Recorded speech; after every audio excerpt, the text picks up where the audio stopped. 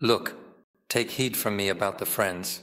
On that day, all friends in the world will be enemies to each other. They have now become enemies to each other, no longer considering each other close. They say, Fama lana min shafi'ina wala sadikin hamimin. Now we have neither anyone to intercede for us, nor a close friend. Nothing is left.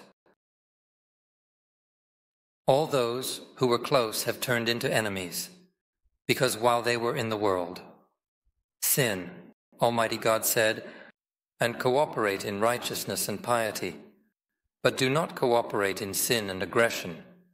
Do not assist each other in sin, enmity, discord or corruption.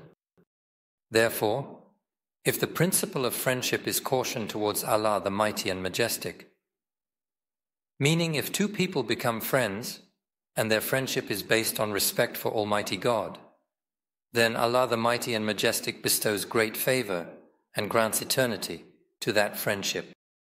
Because, except for the pious, their friendship continues, said Almighty God. Could there be such a great favor from Almighty God? Indeed, many friends always boast of lasting friendships. They always say how far back their friendships go, and that nothing can come between them, that nothing bad can happen between them, and that nothing can separate them, etc., etc. There are poems, writers, settings, gestures, etc. related to this.